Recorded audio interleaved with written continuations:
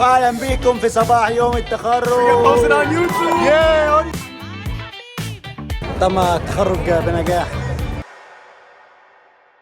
اهلا بيكم في فيديو جديد. النهارده وقفه التخرج بتاعي، يعني بكره هنتخرج زي وقفه العيد كده. فالنهارده الجو حر برضه بالمناسبه، فاحنا في خروجه كده على السريع وبنجهز لبكره علشان التخرج. ومعايا صاحبي، هو ما فيش غيره اللي بيبقى معايا دايما، هو صاحبي الصدوق وكده، وكمان عشان احنا في عربيته بستغله شويه في ناحيه العربيه دي عشان يخرجنا وكده. ما علينا، فقدامنا يوم طويل ويوم حر. نشوف ايه الديستنيشن الاولى، رايحين هنعمل ايه وكده، وخليكم معانا لنهايه الفلوج علشان هيحصل حاجات جامده النهارده. وبكره هيبقى فلوج مختلف تاني علشان التخرج. فنشوفكم في الديستنيشن.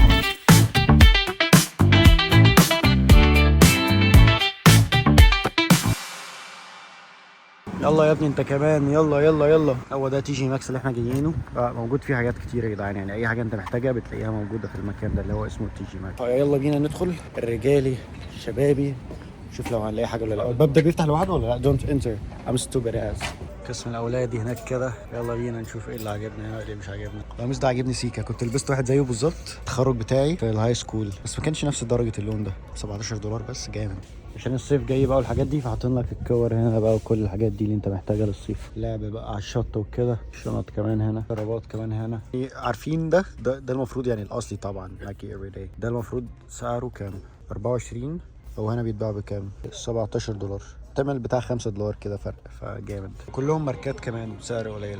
في هنا كمان وانا كمان الوان مختلفه. دايما لما باجي المكان ده بحب ادخل هنا، بحب ادخل المكان ده او القسم ده. عموما بيبقى فيه شويه عبث كده، شويه حاجات ما ينفعش يبقوا جنب بعض اصلا، بس بحب ادخل اتفرج كده واطلع تاني. هو ده اللوك النهائي كده زي ما شايفين. حاسس ان احنا طالعين على البحر، بس هو ايه، الجو صيف وكده فعلى العادي يعني، شكله لطيف. فبس جيبه يعني، خلاص استقريت عليه. هندفع بتاع ده ونروح على طول. اهلا بيكم في صباح يوم التخرج. Hey! What is your name? David Beckham. David Beckham. Yeah. He's your cousin, right? Yeah. From Brazil. Yeah. David Beckham, his cousin. What's your name? Mohammed 911? No. Vinicius Junior. Yeah. What's your email address? My address is right here. The school. 3, 2, 1. احنا جايين بدري، مستنيين التخرج. الساعة دلوقتي 8 لا داخل على 9 يعني، فالتخرج المفروض هو الساعة 10 صح؟ 10 a.m. Yeah. So we're just waiting for everybody. The girl. وده الجاروف وبيقول الجاروف ده بتاع عارفين بتاع الأرضية ده اللي بتحط فيه المقشة. سيء. جراف المارشل. الجاروف والمقشة. الجاروف لأن أنا علمتهم له لما كنا هنا، علمته ازاي يقول ايه. محمد شرموطة. ايوه سي شرموطة.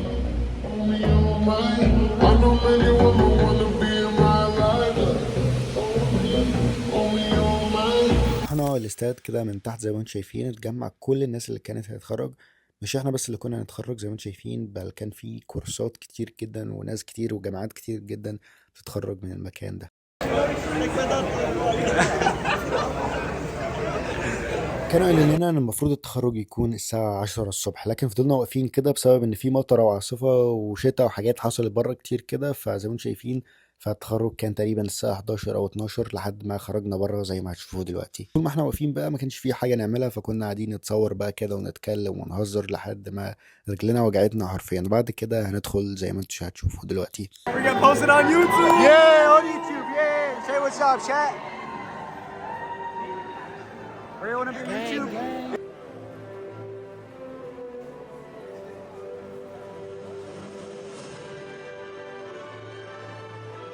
كل الناس كانت بتدخل كده تقعد على الكراسي بتاعتها، زي ما انتم شايفين اهلهم بقى بيحييهم واصحابهم وكده. فكله هيقعد على الكراسي بتاعته دلوقتي. مدير الجامعه دلوقتي يلقي كلمه، وبعد كده الاسامي على طول هتبدا تتندى علشان الناس تستلم الشهادات. ده مدير الجامعه بقى بيلقي كلمه وكده للناس اللي هتتخرج. ودلوقتي اسيبكم مع اسمي. عماد حبيب.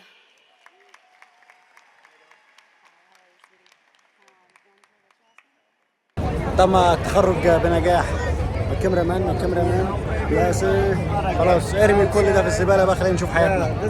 خلصنا التخرج وراجعين تاني على الباركنج عشان ناخد عربيتنا. اول واخر مره هندخل، لا مش اول مره، اخر مره هندخل هنا الجامعه، واخر مره ممكن تبقى ليا هنا ان شاء الله. لو رحت جامعه تانية هي بقى جامعه كبيره بعيده عن هنا، فبس احنا التخرج ما كانش في الجامعه، كان في مكان جنبه، فبس احنا قدام دلوقتي. Put the shit on, put the shit on, put the shit on. We're out of here. We made it. No more falafel.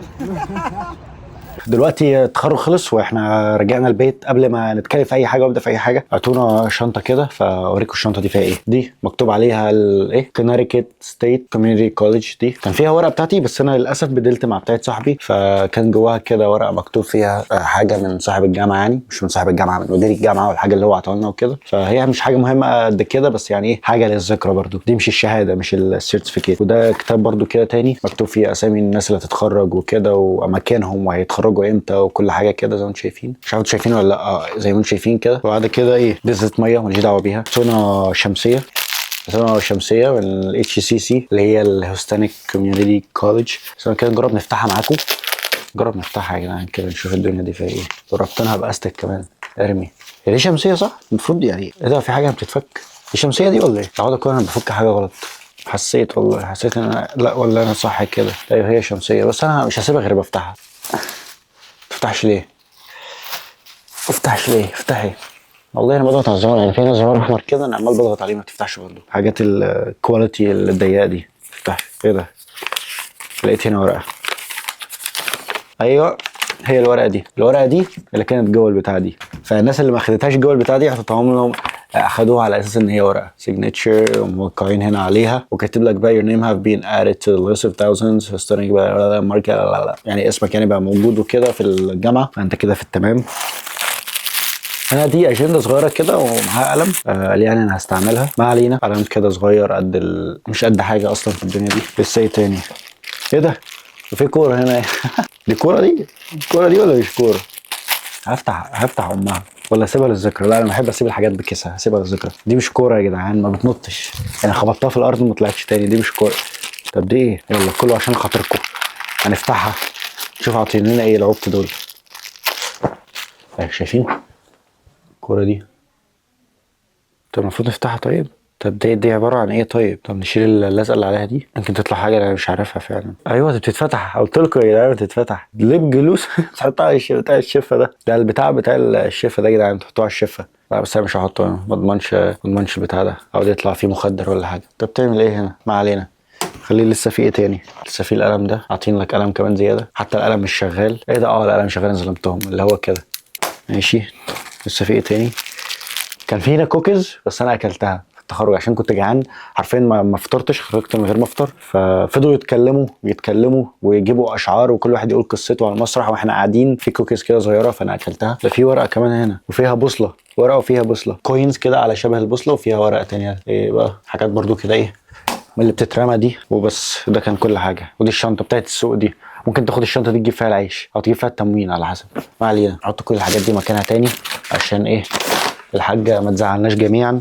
طيب نرجع تاني للحاجه اللي انا وعدتكم بيها الفيديو اللي فات، وقلت لكم الفيديو اللي فات ان انا احكي لكم كل حاجه عن الجامعه اللي انا كنت فيها، التخصص اللي انا دخلته، وليه التخصص ده قليل جدا كده، وليه انا اتخرجت بدري، وليه ممكن حد يتخرج من الكوميونتي كوليدج وبعد كده ايه بيكون مستقبله، او ممكن يفكر ان هو يعمل ايه. فكل الحاجات دي هتعرفوها في كذا دقيقه الجايه، ففتحوا مخكم برضو عشان لو حد جاي هنا برضو بيفكر ان هو ممكن يعمل ايه او كده، او ايه اسهل حاجه بالنسبه له. حد برضو زي كده عايز ينجز في السريع عشان يطلع يعمل حاجه جديده مثلا في حياته، او يفكر في ميجور تاني ويبقى عنده برضو حاجه زي كده يلاقي بيها شغل كويس. فبس دلوقتي انا هحكي لكم كل حاجه من اول ما دخلت الجامعه لحد دلوقتي. اوكي، انا اتخرجت من هاي سكول في 2022 دخلت الجامعه في 2023. طبعا ما كنتش عارف انا عايز اعمل ايه، ما كنتش عارف انا عايز ادخل جامعه ايه، او الصراحه ما كانش في دماغي هدف ناحيه الجامعات. فما كنتش عارف بقى انا عايز اعمل طب، صيدله، هندسه، كمبيوتر ساينس، الحاجات دي ما كنتش عارف اصلا. هو ما كانش في دماغي قوي الدراسه بمعنى اصح قد كده، لا كان في دماغي ان انا ادخل الجامعه بس ما كانش عندي الخبره حوالين الدراسه بشكل عام. المهم دخلت اخد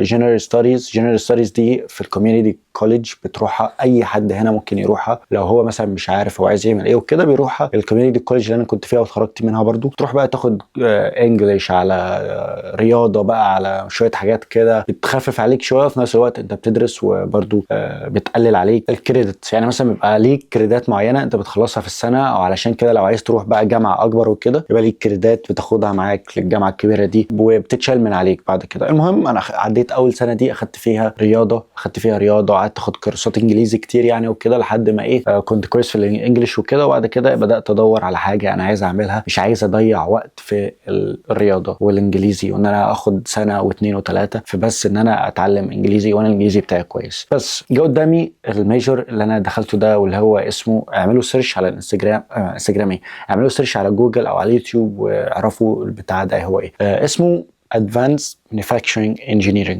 مش عارف اشرحها ازاي بالعربي، بس هو كل حاجه ليها علاقه بحياتنا عموما، اي حاجه في الصناعات اي حاجه ليها علاقه هي موجوده في التخصص ده. طبعا التخصص ده اكتر من حاجه، في عندك الماشينز على نوع الماشينز اللي انت بتستخدمها، في حاجات يدويه، في حاجات بالروبوت، في حاجات بالاي اي، في حاجات بالنظارات وكده بتلبسها انت بتعمل. طبعا ليها اكواد كتير لازم تحفظها اكنك بتعمل كمبيوتر ساينس بالظبط، زيها زي اي هندسه تانية طبيعيه. فالتخصص ده كان 9 شهور بس. انا دخلت سنه بعد من 2022 ل 2023 دخلت سنه انجليش ورياضه وكده، وبعد كده التخصص ده كان 9 شهور بس. هما بيقولوا ان هما لمين كذا سنه وحاطينها في ال9 شهور دي، وبالظبط زي ما قالوا لان كان فول تايم في الجامعه يا جدعان. كنت بروح اكني في الهاي سكول بالظبط، ومفيش شاب جامعي بيروح الجامعه بالطريقه دي. ما ينفعش تصحى كل يوم تروح الجامعه، تصحى كل يوم تروح الجامعه من الساعه 7 للساعه 4، فده كان فول تايم. غير كده عندك 40 ساعه و45 ساعه لازم تذاكرهم في البيت، فكان في ضغط جدا جدا مش زي الناس الثانيه اللي هو انت مثلا بتروح يوم الجامعه يوم قاعد يوم بتفوت يوم كده. لا ده هو كان 9 شهور دول عباره عن اكنك واخد 4 سنين في ال9 شهور دول، كل حاجه ورا بعضها ورا بعضها. وبالعكس كان الدكاتره كمان بيقولوا لنا ان هم بيدرسوا لنا حاجات مش محطوطه في المنهج اصلا، يعني هم بيدرسوا لنا حاجات لنفسنا. فبس التخصص ده بيكون عندك مثلا سي ان سي ماشينز، اكيد الناس عارفه ايه السي ان سي، او الناس اللي يعني في هندسه وكده عارفين ايه السي ان سي. السي ان سي دي مختلطه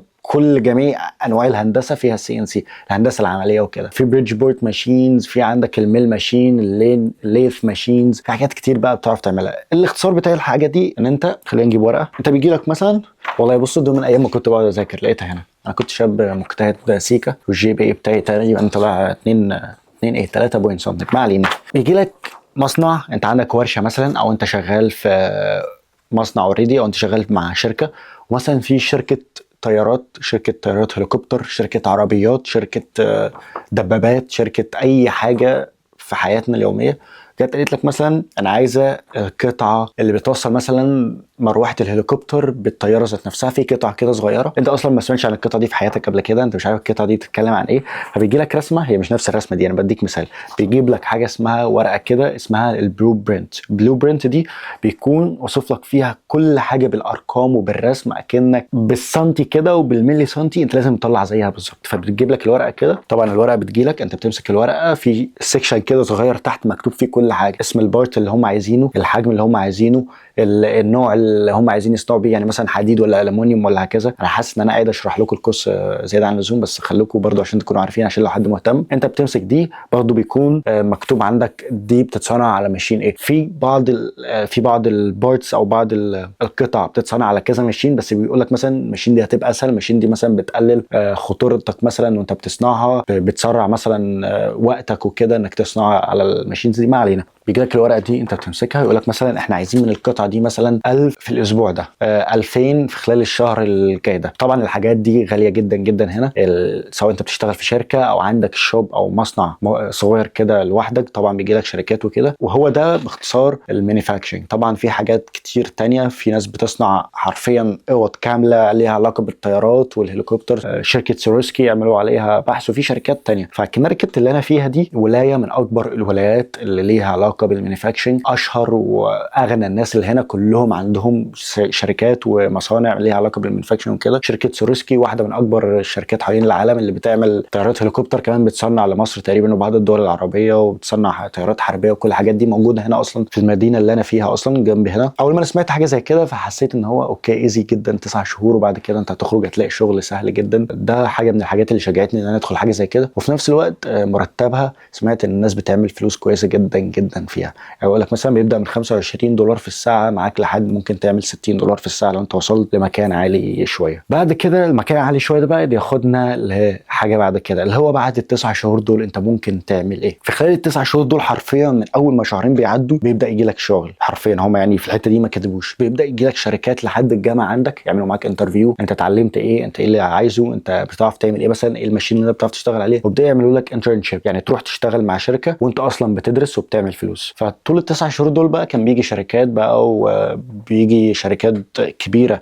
تشوف الطلاب عايزين يشتغلوا معاهم وكده، ويروحوا ويجوا يشوفوا الطلاب المتميزين الطلاب الشطار، او حتى طالب مش قد كده بياخدوه برضه يشغلوا معاهم وكده. انا طبعا مش جاي لي نفس اشتغل في اي حاجه الا لما اخلص خالص، حتى لحد دلوقتي ما قدمتش على شركه ومش جاي لي نفس ادخل اشتغل في حاجه زي كده، لان انا حاطط في دماغي ان مش ده اللي انا عايزه بمعنى اصح، لان انا دخلت البتاع ده غصب عني، مش غصب عني ان حد زقني، لا، اللي هو كان في ليله كده اللي هو انا حطيت مضيت كده وخلاص انا دخلت البتاع ده وخلاص. انا اصلا مش حابه، حتى درجاتي فيه حلوه، مفيش غير الرياضه بس اللي انا بكرهها، درجاتي فيها كانت زباله، الحمد لله نجحت. فبقيت الحاجات كانت درجاتي فيها كويسه جدا، كنت بعرف اذاكر حاجات كلها فاهمها وبذاكرها، بس البتاع ده مش تخصصي مش ليا. حتى لو ان شاء الله قريب هقدم على شركات برضه هشتغل، بس مش فور ايفر يعني، مش هفضل اعمل الحاجات بتاع ده طول حياتي يعني. فبس بعد ال9 شهور دول بقى انت ممكن تاخد السيرتيفيكيت بتاعتك دي وتروح لجامعه اكبر من كده. عندك جامعات كتير حوالين امريكا، تختار الجامعه اللي في الولايه بتاعتك اللي هي بتقدم الكورس ده. اكيد هتلاقي جامعات كتير بتقدم الكورس ده، ولو ما فيش بقى وانت عايز تكمل ممكن تحول مجال هندسه تانية شبيه اللي بتاعك بحيث ان انت تكون اوريدي اكتسبت خبرات. فبس لو في حاجه بتقدم الكورس بتاعك ده بتوسع يعني وبدكاتره اكبر وبحاجات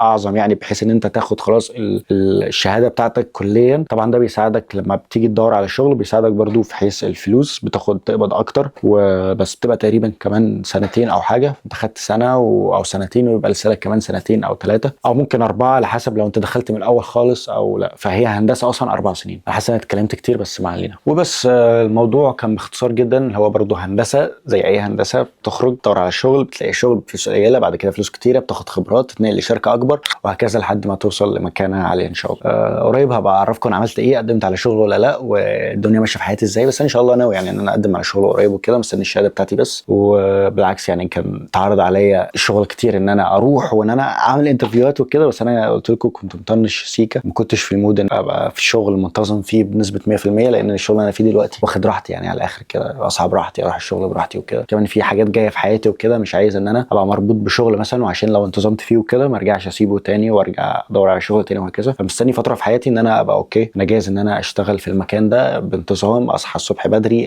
اروح على الشغل، ارجع انام عشان اصحى تاني اشتغل. فالفتره دي مش انا اللي مهيئ لها دلوقتي. كان كل حاجه عن الهندسه، واللي هي انا اتخرجت بدري في سن ال20. طبعا بتخرج من الكوميونتي كوليج ده معاك شهاده، طبعا بتروح تدور على شغل، فبس يعني سن ال20 متخرج طبيعي. في مليون مجال تاني حوالين امريكا كلها تقدر تعملها في ال9 شهور دول، بالعكس في حاجات كان 6 شهور ولا 7 شهور بالاكتر حاجات ممكن الناس تعمل منها فلوس حرفيا، وهي مجال الكونستراكشن ومجال الصناعه ده هنا في امريكا. الناس عارفين الحاجات اللي في السقف ده؟ مش عارف انتوا، استنى والله هوريه لكم. البتاع اللي في السقف ده، البتاع ده يا جدعان تركيبه بس، الناس اللي يعني ده له صنعه على فكره، له دراسه اعتقد يعني، تركيبه بس الناس ده بتعمل فيه 30 و40 دولار في الساعه بس تركيبه. مجال التكييفات، مجال الصناعات، السباكه، الحاجات دي كلها الناس بتعمل فلوس خياليه يعني ما شاء الله يعني. تخيل بس تروح مصنع كده، بس لو انت اتسلمت مصنع كده تعمل لك فيه 40,000 دولار وتطلع، ده في خلال شهر مثلا ولا في شهرين.